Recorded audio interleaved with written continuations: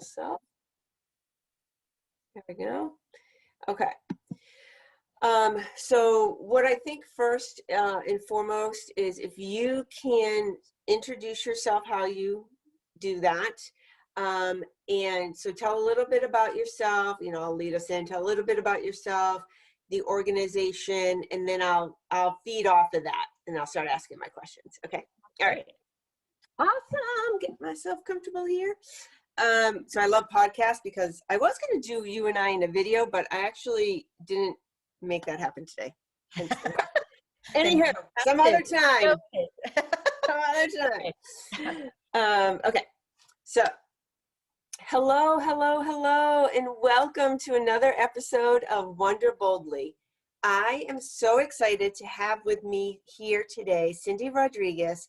And I'm going to let her introduce herself because quite honestly, I have so many questions for her. I know probably 5% of what she's up to. And I know it's just so fabulous. And I have a ton of questions. So I'm going to let her introduce herself.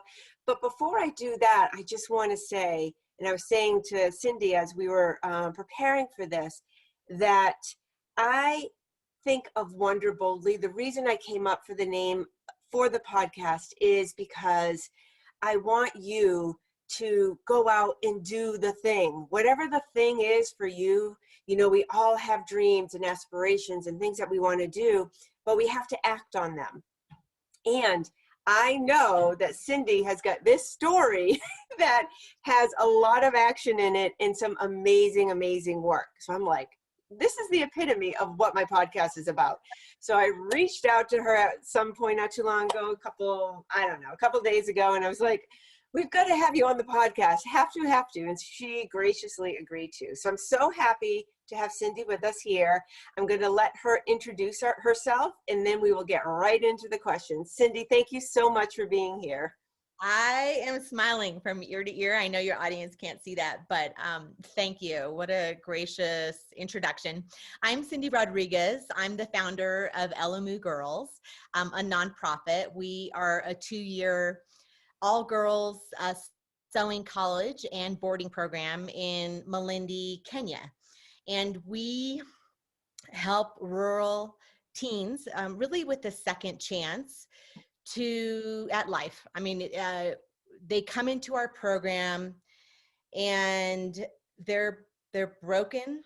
They're oppressed in a patriarchal community where child bride, female genital mutilation, and sex trafficking, deep poverty is alive and well. And these girls are so relatable, so much like us, dreamers with passion, with life inside of them. And it's just been smushed, if that's a word I could use. Yeah. Smushed. And when we get them, it's like magic in this little sewing college. Like, I love the art of sewing. My grandmother sewed, my mother sewed. But it's so much more than a sewing college because for 2 years, they're led by all female Kenyan women staff who are from the villages that the girls are from and absolutely understand how to take them from, broken and really timid to having a voice, a choice, and a bank account. And that's really our mission, is to, go deep with these girls. We it's so important to us as females. For all of us, we all have our own stories, and a lot of times it requires breaking the chain. And for her, wow, does she have a really impactful story. And it takes a while. It's real to spend time with her and develop confidence and develop courage. And we have her for 2 years, and it's a gift. And everyone's asking me, well, that's such amazing work. It's like, you have no idea. Like, she empowers me. It's not really the other way around. Like, she gives me the gift of watching a flower bloom. It's really quite amazing. So that's in a nutshell what we do. Thank you. Wow, that really is amazing. Amazing. I can't wait to dive deeper into that. Um, how did it all begin? Like, Yeah. educate me. Like, how does one have this vision and then make it reality? I wouldn't You know, even know I'm where to begin. just, man, I am like a normal Joe Blow, except for Cindy Blow. I, so I come from a family that was deeply, deeply shamed for being Mexican. My grandfather worked in probably one of the first all Mexican labor camps in Los Angeles. And um, it's called Simon's, and it was really a unincorporated town where Simon, who was the largest brick manufacturer in the world at that point in time, recruited from Mexico and really had it figured out where he segregated the community, this Mexican community. It was very, very poor. I mean, my grandfather grew up, my dad in a shack, and they were highly discriminated against. One example is like leaving the town where there was one day that the Koreans, the Blacks, and the Hispanics could swim, and in the public pool. And my dad would go, and he said, that night they would drain the water, and literally the next day, the rest of the community could come in. When my dad integrated into like a middle school in the local community, I mean, they were completely rejected by powerful figures, all the teachers, and that left a deep scar on my dad. I mean, literally, they called him the red dust plague, because all the dust that came from the brickyard, the community believed that they were plagued, and they called the community the hole. And it's so compounded, how that shame of trying to fit in because of the pigmentation of your skin and the country that you come from, how you're just rejected. And my father went off to the army, and it was the best thing for him, because when he came back, he met my mom, and my mom is Snow White. She's Latin, she's gorgeous. And I'll tell you, the pigmentation of your skin matters in this country. And for me, my parents said, we're not teaching our kids Spanish. We are absolutely going to plop them into an all-white neighborhood. And we're going to pray, we're going to give them good teeth, and we're going to give them an education, and we are going to assimilate the heck out of them. And that's what they did. And for me, I always knew there was something missing. I really related to my dad, and I was light on the outside, but man, did I feel like dark on the inside, just like my dad. And I carried his story, the shame, the money story, which was, I have no money. I don't belong here in this community. I'll never really make money. So there was a lot of this conflict for me growing up with fitting into the cheerleading squad and having this great life, and just growing as a person, side by side with my family members, my sisters. And some of the insults hurled in our family were, Cindy, you look the most Mexican of all of us. That curly hair, you better straighten it. People are going to make fun of you. Just it's like that little conditioning that is so, it scars you. And I think I'm like the master of suppressing those things. I just hid it and really tried to fit in. And just like we all do, we all really universally want to be seen and heard. And so I really kind of just, I felt a lot of times out of place, but I oddly also fit in. And I, have 2 master's degrees. I was a principal of a school, a K-8. So life was going really well. I married someone who I adore, who's Latin, and, had the white picket fence. And after I had my first child, I was home, and I had this opportunity with someone who I used to work with to go to Kenya to go teach teachers. So I was like, this would be great. And I mean, I am just like I said, a normal Joe Blow. Like I was scared out of my mind. I had like 18 shots. So I'm like, Yeah. oh my gosh, where am I going? What is this place? And it was really to teach teachers in a place that was, it was called Upendo Nursery School, and there was no power, no running water, the whole shebang. And I was scared, but I was also super excited because I'm pretty adventurous at heart. Mm-hmm. So I arrived into Kenya, and I mean, it is just a glorious experience. Stepping into this little nursery school, just how you would imagine. I get out of the car door and all these kids rush me, and they're singing like John Bosana. I mean, it really couldn't have been more dreamy in the sense that like, I just felt like, this is amazing. And I went inside and I was working with the teachers, and I was reading Brown Bear to the kids, and there was one little girl who was just so visibly upset in the back of the room, and went over to the teacher and sort of buried her head in the teacher's shoulder. And after I was done with Brown Bear, I went over and asked the teacher, is she okay? And she's like, she just has never seen a white person before, and she's overwhelmed. And I realized in literally minutes, in such a short amount of time, I am in a whole new world. Here I come with my suitcases full of like learning toys, and half of it like curriculum, the best gurus in, our education system. And I was going to help teach the teachers. And it became so apparent to me that I lacked perspective of someone else's world and how they grow up and how they're conditioned, and what they're exposed to, and first world versus third world. And it was just like this collision of, I guess, just like realization of where I was. I was not in Kansas City. I was Yeah. in the middle of this place, and I was so happy to be there, and yet so scared and Mm-hmm. so uncomfortable.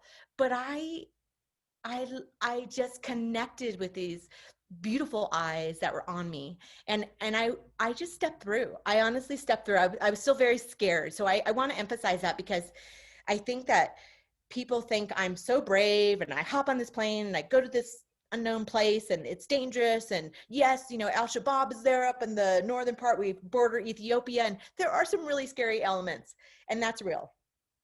But we can't worry, and we can't live in a space of being so scared that you can't continue to breathe through it, step into it, lean into it, and realize that there's something bigger on the other side. And that's kind of the bigger part for me, came in the form of like these smiley kids, and these teachers that were super appreciative. So I, in that, having lunch with the teachers, and this was like a prolific day for me, because so much had happened in that day that really changed my life. And they said, do you want to go visit the sewing college? And I said, sure. So we hop in a tuk-tuk, and here's an experience in and of itself. It's dusty, and you're heading over to this like unknown college, and we arrive, and it's like this huge compound, this big red gate, and they open the gates, and it is just like, whoa, where are we? Like, there's cows floating around, there's chickens, there's a clothing line, there's like kind of like a half-made volleyball kind of net off to the side, and in the back is this very simple structure. And I remember walking up the steps and walking into that sewing room, and I mean, so many things happen in that moment, like this visceral response to like this zoom, zoom, zoom, this push pedal sewing machine. And it just took me back to like my grandmother, my mom, and I felt like the day I walked into that college was really the day I met myself. I Learning the stories of these girls was like this volcano of feelings that came out, because I for so many years hid the shame that I felt. And I'm getting emotional talking about this, but it's just it like all these things happened at once, and literally having eye contact with these girls. I mean, I speak English, they speak Swahili, but yet we shared this moment and this language of love, really. And I did not have to go over there like, as like the structured job as a principal, and I didn't have to go over there like, there was nothing to prove, and it was so freeing. And so I showed up with my heart, and man, did they give it back to me in spades. And so in that same afternoon, was spending time with these girls. I happened to be there right around the time of the elections. And just like in any country around the world, election time can be wild. And there's an area where our girls are from, this rural area called the Tana River Delta area. And there are cultural rifts and sort of like rioting. I mean, it's really a lot of culture clash in this area. And at that point in time, the moms of our girls that were from that area were fleeing because people were literally being macheted, and huts on fire. I mean, it's hard to even grasp, right? Like here we are in our wine, having our coffee, like it's a whole different world. And the moms had come down through the bush, and one of them had a baby. And I remember they had said, "Would you like to meet the moms?" And I was like, "Sure." And so we walked to this sort of makeshift refugee camp, and it's called an IDP. It's like internally displaced people when you're inside your country. And the moms, I mean, the moms, I just had never seen poverty and suffering the way I had seen that day. And I had already traveled to Colombia and Vietnam and Cambodia and some places that I felt like I was exposed to deep poverty. This was a different experience. And I remember the woman that had the baby in the bush, and the baby was on her breast, and she literally lifted her hand to me like so slowly. And I could play this in my mind because I was so afraid to shake her hand. What was I going to catch? I just was having like real human experience of fear and shame for like how lame I was. I was so afraid to shake her hand. Was I going to catch something? I didn't want to go to the hospital here in Melindy, like just so many things. And I shook her hand, and and that's stepping through. It's just, you live life. You just have to. And it was beautiful. Like it like literally marked a moment in time for me where I was like, I will never forget these people. I will help because I can.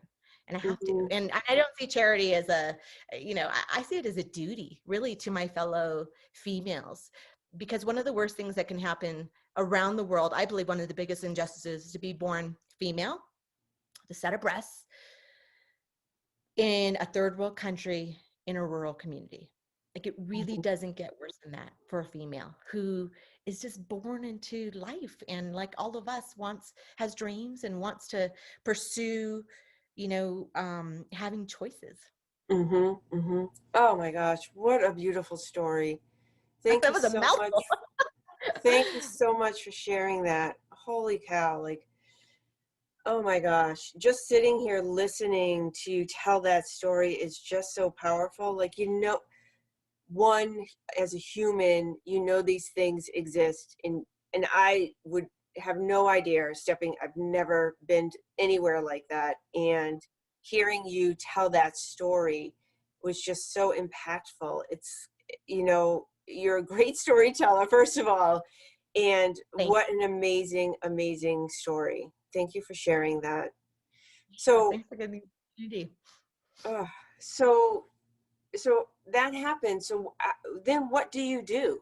Then, what was your next steps? Like, how did you handle that? I'll tell you, that night I went home and I like ugly cried. I called my husband and I said, please, I want to come home. I just had a human response to like this real thing that was happening in the world, and I couldn't fix it. And I really, prayed about it and got up the next day and was like, okay, what can I do? And that was sort of like, things don't happen like in a lightning bolt. You really have to it's step by step. And I mean, I am probably the worst founder of a nonprofit. I am all heart. Like, I'm not a strategic blah blah blah. Like, this really it's a passion project for me. And I believe that I am take such pride in doing this differently, in the sense that, you know, nonprofit founder or not, I'm just a woman that wants to help. And I came home and messily started like this 501c3. I mean, it was just like, thank goodness for my husband's business mind, because it was not pretty, but we got through it, and we hired an agency to like help me write it. And you take the steps and you just learn. Everything's like a door, and you just keep opening and opening and opening and opening. Every problem has a solution. And my goal was to, really share the story and hope that, and invite people along, that all the dreaming I had as a kid about making a difference in the world. And then somehow we shut that down. It's like, for kids or girls, like, it just, the world sort of tells you, oh, that's romanticizing. Oh, that's not real. Or, dedicate all your time to, your job. Like, just the programming that we experience is really hard to unprogram. And so I feel, and I believe, and what shifted for me was, well, screw that programming. You know what? Even if I change one girl's life, I'm going to be so happy when they say that at my funeral. Yeah. and that, and that's ultimately what we want when we say, like, we want to make a change. Well, find what your passion is. And for me, it really just fell in my lap. If you allow yourself the opportunity for flow and take the risk to go to a crazy country, or whatever it is in your world, in your sphere, Right. it's right down the street, things will open up for you. You have to be an open spirit, and you'll receive it. So that's sort of like, it's been a healing process for me to get back to a place of, and I'm still dealing with it. Let me tell you, like, the first voice is always like, you're not worthy. You won't really ever be taken seriously. You can't really go to those people and ask them for money, because they're going to be like, oh, you have, like, that's kind of lame. She's just like a mom project. I have to fight through those things. Mm-hmm. Two, I'm making a difference in the world. I'm inviting you to come along with me to this direct line. The monies go to the girls. And we can eradicate child bride in Malindi. Like, these are real things that we can do. And so the programming, I think when people feel like, oh, that's just hard to get to that space, it's like, yeah, maybe it's hard, but we can do hard things. So that's exactly, I was going to ask you. So you mentioned, you stumble upon it, you're moving forward, and yet, as we all do, you still, wake up and feel unworthy in a situation, or like don't want to, go in front of whomever and ask for money, or whatever the situation is. How do you manage that? Like, how do you lean into that and push yourself? Like, what is it? Can you articulate that, do you think? I'll try. Yeah, right. Yeah, I think that one is to have a group of women, for me, in my world, that I could just be ugly Cindy. I could just let it all out, because you know what? I don't want to present to the world all my complaints, maybe my negativity, the super insecurity, like, there's a space, find a safe space with sisters. And for me, that's what it's been. It's like, I have a group of women that I can just ugly right. And they're just like, it's a place of safety to let it all out and flow. And what we give back to each other is truth. Mm-hmm. Which is, all right, dust yourself off and get going, or we also give each other support. And I think that's so important because I struggle, and here I'm a woman in a first world country where, you know, I have all these luxuries around me. It's like just break through, and I have to constantly remind myself, I can't even imagine what this girl goes through. So I find, so we build that sisterhood over there, and I think it's really important to build it here for yourselves. That's one thing I do. Another thing I just started to do was breath work.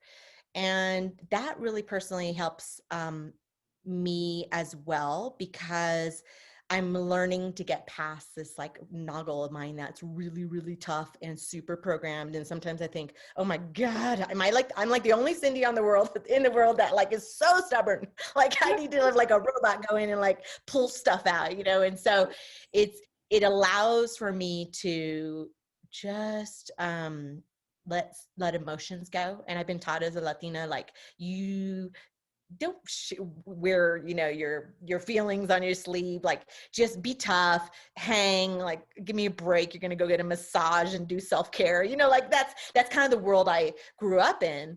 And so programming myself differently, breath work has really helped me to just sort of release emotion without even necessarily like writing it or articulating it. Mm-hmm. And I think lastly is finding a coach. I have a coach that I'm working with that is helping me find joy and beautiful things. And she's really teaching me that, because I still have a conflict with like, how do I have this like amazing glass of wine? Mm. I'm in Telluride right now. I have a great, luxurious, beautiful life. And the conflict is that some of that money could be spent here. Like it's just, it feels not aligned sometimes. Mm-hmm. But I'm learning that, you know, joy, they're the ones actually that teach me too, the girls in Kenya. Like it's so simple. They sing, they pray, they play, they laugh, they sew, they do the simple things in life. They don't need a ton of things around them to actually find joy. And I'm kind of learning that, like the whole check mark thing that I did throughout my life, which society exacerbated, which is like get the degree, you know, get the husband, get the picket fence, all this stuff. And I'm with a bunch of 40 and 50-year-olds that are like, ew, this is it. And so you got to go inside, because everything's actually already inside. It's just, for me, it's like a lot of unpacking still. And I'm happy to do it. Like I'm trying to allow myself that space to find joy in Cindy and live a full life. Mm-hmm. Oh, I love that. Thank you. I'm going to make that as 3 action points for my audience. So I'm gonna summarize that as part of the notes, because I think it's really important.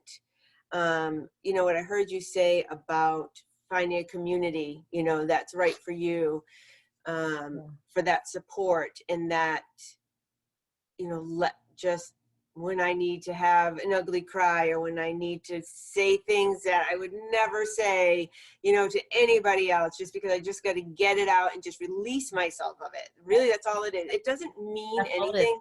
That's all it is. And I Yep. think, you know, I think people struggle with that because, you know, I like to believe we're all inherently good people. And the thought of, I have these thoughts or feelings, or, Yeah. and my gosh, Judgment. what's wrong? I shouldn't be judging what's wrong with me. And it doesn't make you a bad person, but it does not help No, you to suppress it. Like you just need it to doesn't. let it out, you know, and Yeah. having that We're community sounds, so afraid of being judged. I still am.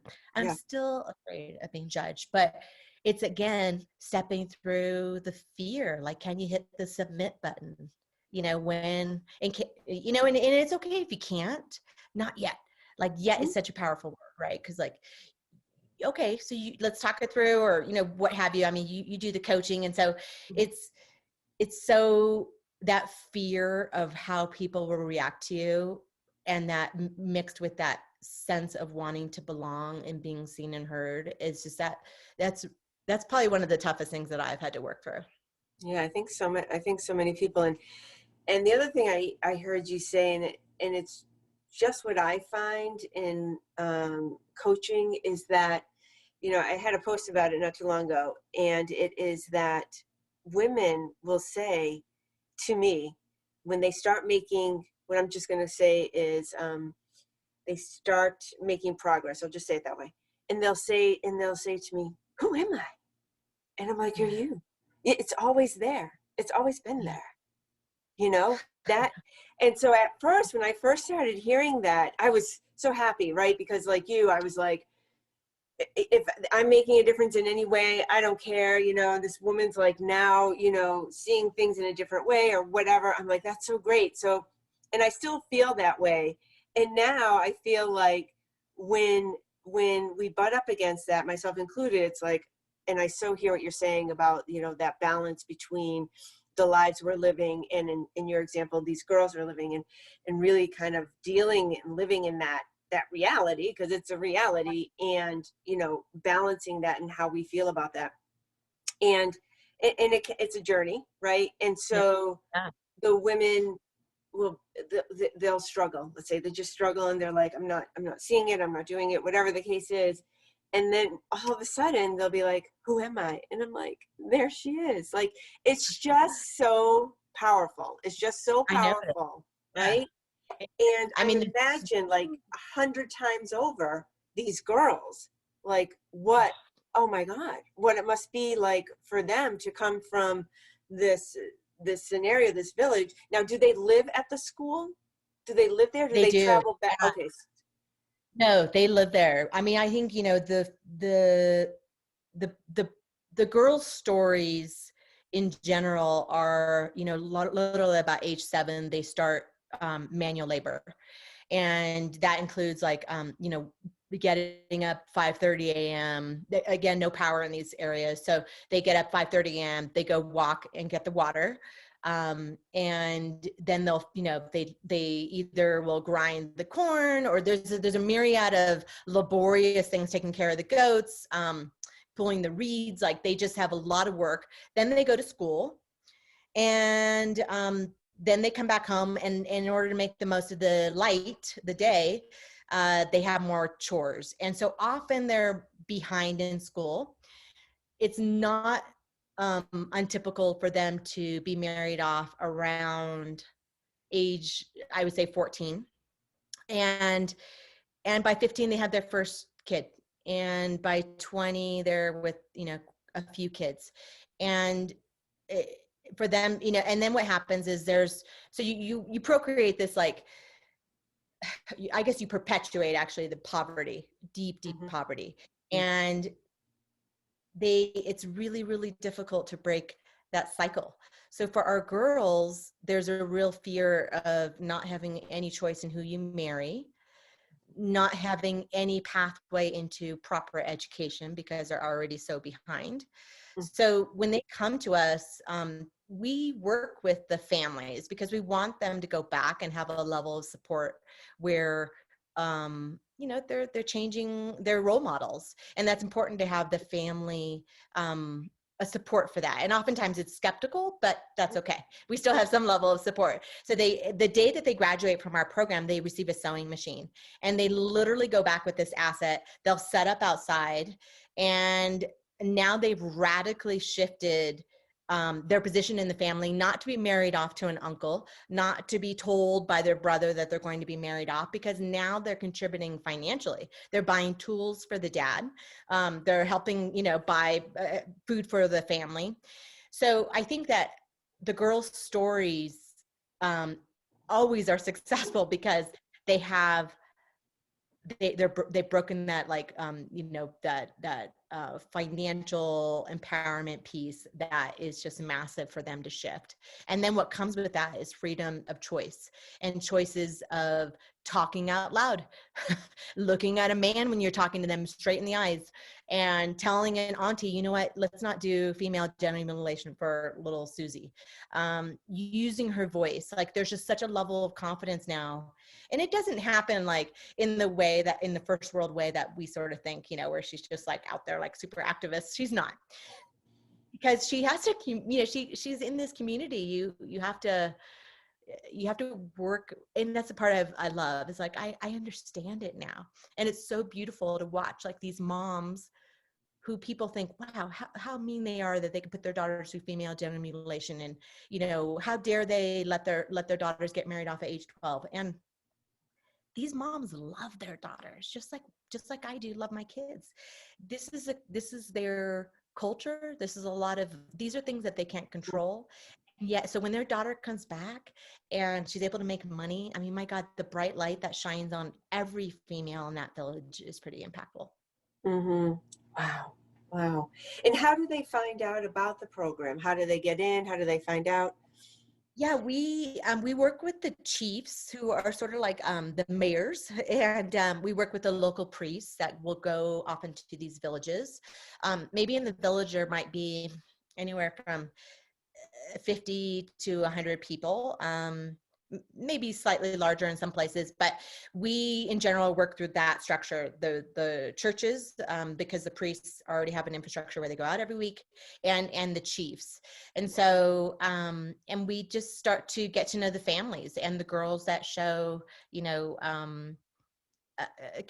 that they're capable and that they want it, that they're hungry for it, that they have potential. So And so tell us a little bit about the funding. Like how does that work? yeah, we it's about $1,600 to put a girl through school for 2 years. So that's what a scholarship provides.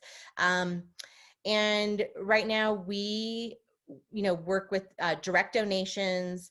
We work with partners. We look for partners.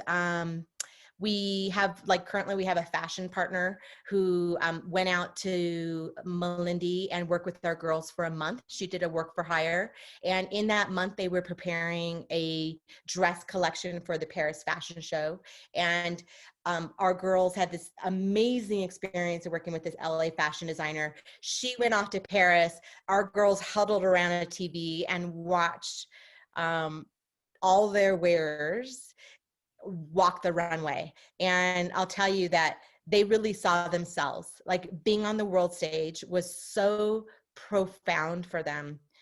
And talk about like those shifts that we all make. I mean, for the sense of confidence, like that gold big nugget of confidence, just like whoop, they swallowed it, and it was good stuff. I mean, crying, and you know, and then the designer told me, you know, there's this beanpole like models that were doing it at the Petit Palais in Paris. And she said, I didn't see those models. I just saw Priska. Then I saw Nancy, and then I saw Carol. And that was amazing. And actually, one of the things, another way that people can participate or have a direct line with us is to actually purchase, we call them Pendo dolls. So during COVID, we were a little panicked, as many nonprofits were, about, and as many people around the world, just like it's so deeply impactful to our organization and to, you know, companies and just how COVID has really changed our lives. And so as an organization, we all got together and said, okay, how can we take these amazing experiences that we've had so far? What are our assets?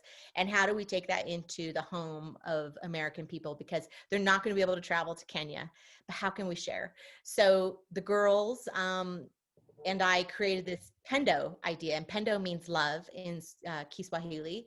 And we decided to try making dolls, rag dolls. And the rag dolls, the idea with the rag dolls is that they represent Nancy, Priska, and Carol, and they all wear, they're like the story of Paris and the fashion show. So they all wear like little designer dresses that the actual models wore. And in that process was so beautiful for our girls, because man, talk about, as entrepreneurs, you just hit so many walls, right? Like it's the most, the self-actualization piece for entrepreneurs is very real. And it was for them too. I mean, completely frustrated with trying to figure out how to go from an Etsy pattern to how do I make this doll? How do I, like, the bobbleheads? I mean, the first couple Pendo dolls that we made might as well have been like a nightmare. Like, they would cause nightmares for kids. They were so bad. And bobbleheads and fat heads and off arms. And finally, like, after just days and days and days, where the girls got in there and just kept working on the eyes, they just didn't stop. They were totally resilient. It was so awesome to watch them go through this. And once we created the Pendo dolls, I mean, they had a Pendo party. They couldn't believe that people around the world would actually buy something that they made. And we had radio shows come in and talk with the girls. And here's this little village girl who, I mean, she's just like, I'm so excited. It's great stuff. I mean, her, again, you know, like her sharing her story, us connecting with this, us touching it is just so beautiful to me. Yeah, absolutely. My daughter, so we have one. I swear her name, it starts with an L. I wish I could pull it forward.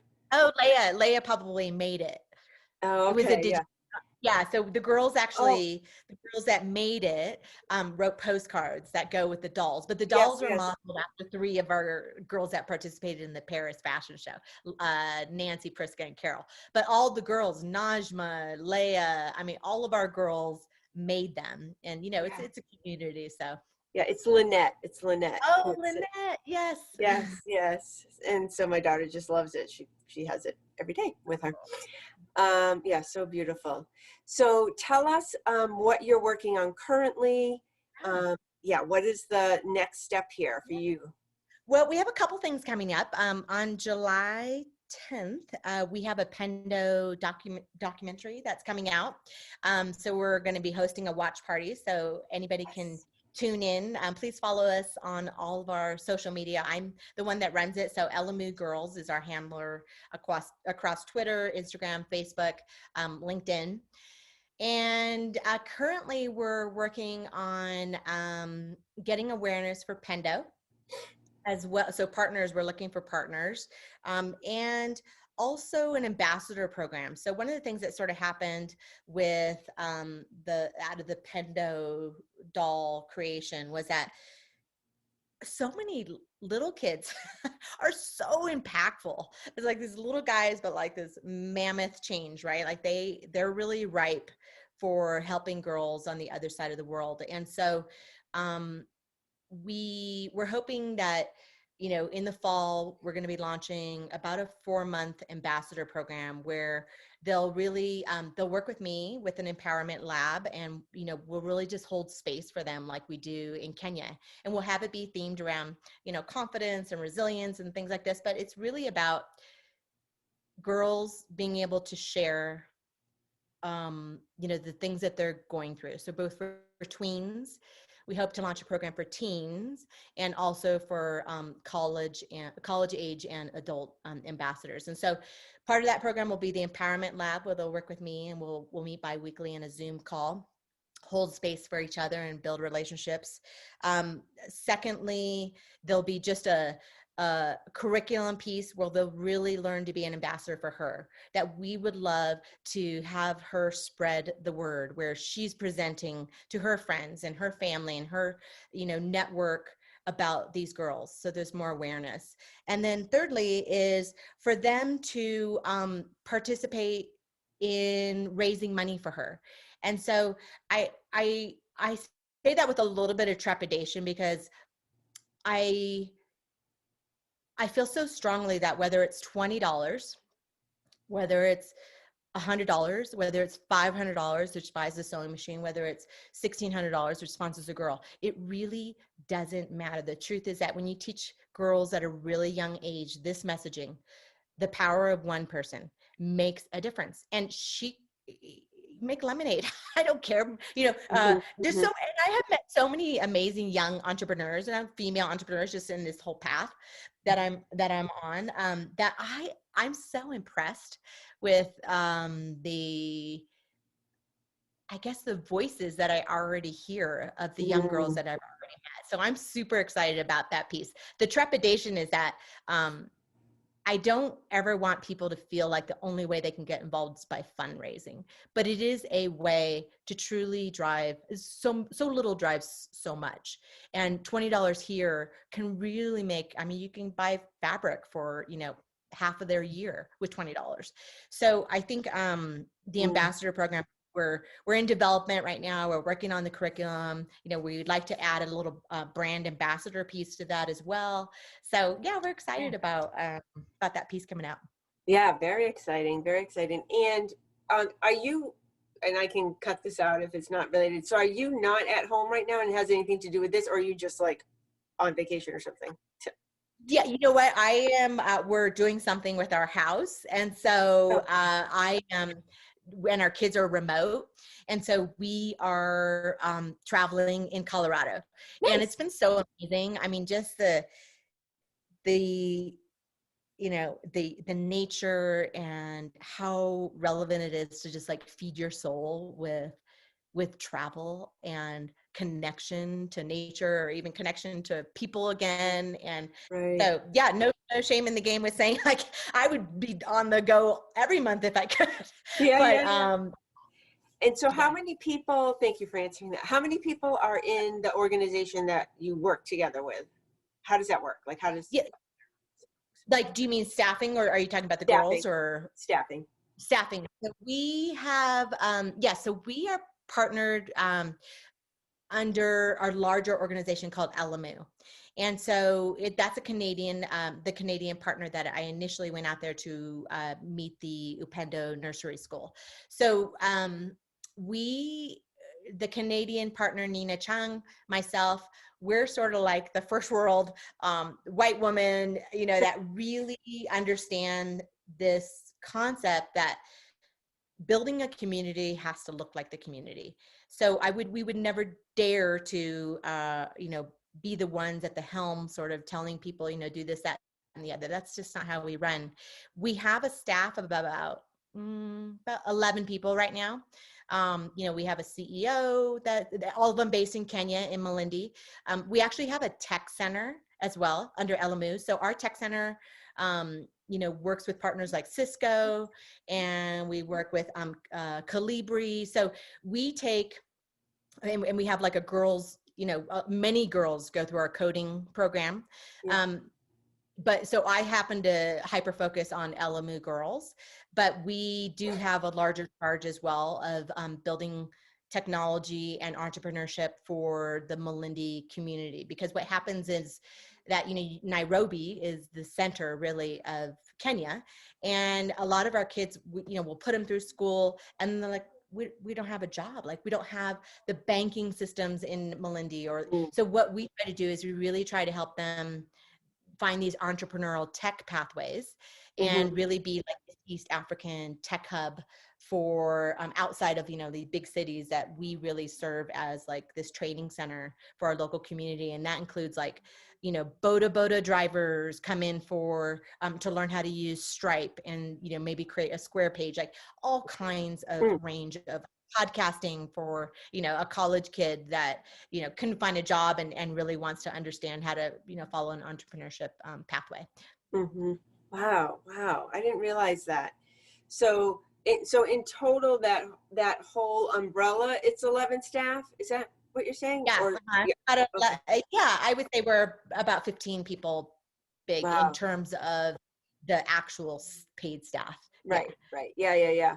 And so everyone must be so busy. I mean, that's not a lot of people to do all that work. No, it's not a lot of people, but we're like, it's just, I love it because it's just a flat organization. I mean, we are truly grassroots, and I couldn't be happier. I mean, even when I was a principal, I loved being a teacher. Like being with the people is where all the joy is, in my opinion. And so having a flat structure, like we are just all hands on deck.